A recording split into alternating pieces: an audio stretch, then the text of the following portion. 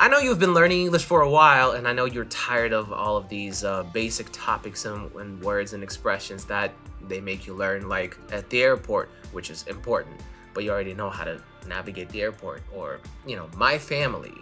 You already know what to say when you're talking about your family, or like describing people. You know that. It's very important because those are kind of like the basic necessities all across the board. However, if you wish to live your life in English at some point in your life, then you kind of have to go deeper. So with that being said, in this little video, I would like to give you a couple of categories that you can explore on your own in terms of vocabulary, and I'm gonna give you some expressions from those categories to learn in order to one day live your life in English and do it comfortably. If you're ready, let's go. Come on!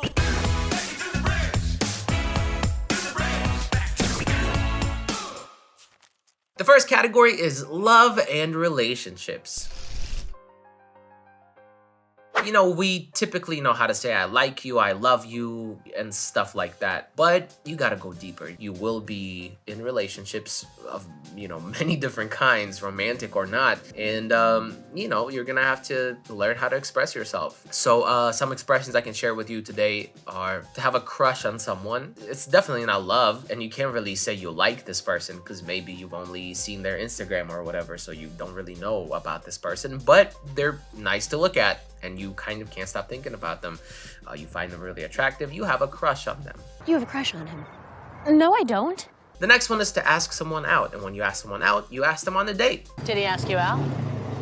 And the next one is to hook up with someone. To hook up with someone is basically to have sex with that person. I bet you can't find that in a study book. We hooked up and... You hooked up with Jan? And funny enough, the next category I want to talk about is romantic relations of intimate natures. You know what I mean. That's very important. Once again, you will not find that in the book, and maybe for a good reason, but you have to kind of navigate that and figure it out because, I mean, let's be open about it. Everyone will have to deal with that at some point. You know what I mean? So it's important to learn that. Like, to turn someone on means to sexually arouse someone, right? To turn someone on. You turn me on so much.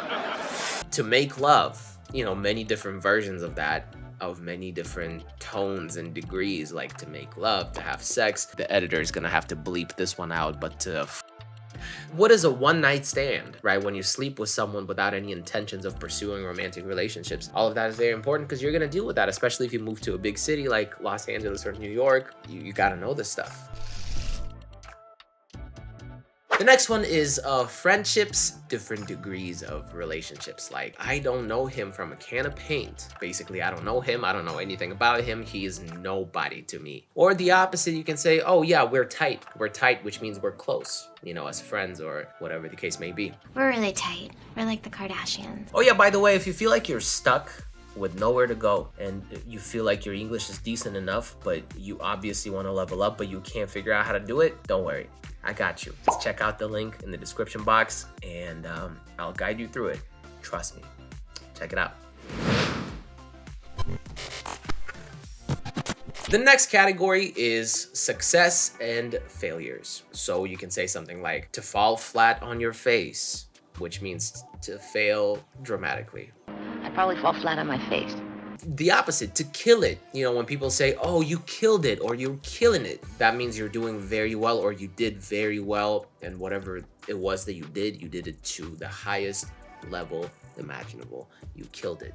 You're killing it, bud. Or if you keep killing it in many different ventures that you pursue, you can say you're on a roll, which means you continuously keep succeeding. I'm on a roll. The next category is very slept on, which means people tend to ignore it, you know, in a more of a traditional classroom setting or traditional educational setting. But it's basic body moves. Like when you drop something and need to pick it up from the ground, you bend over. Drop your shorts and bend over, Mr. Babar. Or like to raise your hand. Please raise your hands. To arch your back. Just arch your back, way back, way back. The next category is kind of the opposite, or like an extension of regular body movements. Basically when something is going on with your body and you don't want it. I have a rash. You know, oh, I have a rash. I ate something I wasn't supposed to, and now I have a rash. Rash. That's a bad rash. You know, I'm feeling sharp pain.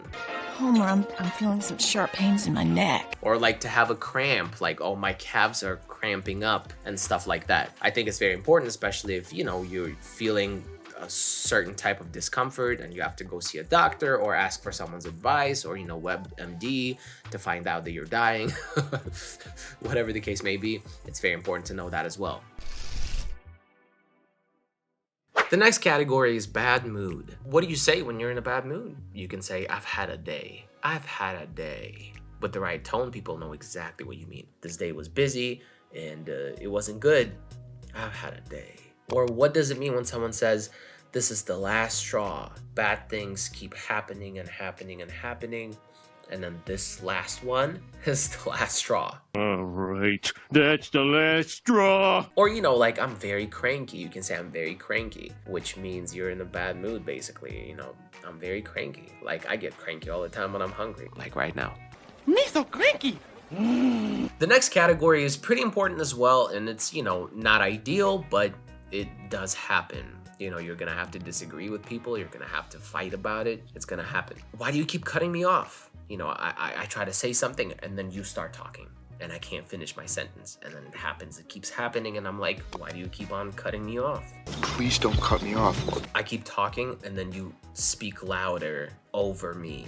So I can be like, stop talking over me. This is really annoying. Before Bobo started interrupting me, talking over me. And the last one I'm gonna give you in this video is like going out. You know, clubbing, going to clubs, bars, or other events, parties, social situations, you know, like as simple as, can I buy you a drink? You know, maybe you're flirting with someone. Can I buy you a drink? Or like, can I get your number? Or I guess now it would be more of like, what's your IG? Or what's your Instagram? What's your IG? And in order to find all of those things, you obviously need to listen to a lot of English or read a lot of English, you know, in blogs, social media. You can find that stuff everywhere. It's not gonna be in a book, it's gonna be in real life. So yeah, that's it. Thank you guys so much for watching this video, and let me know if you have any questions and I'll be more than happy to answer.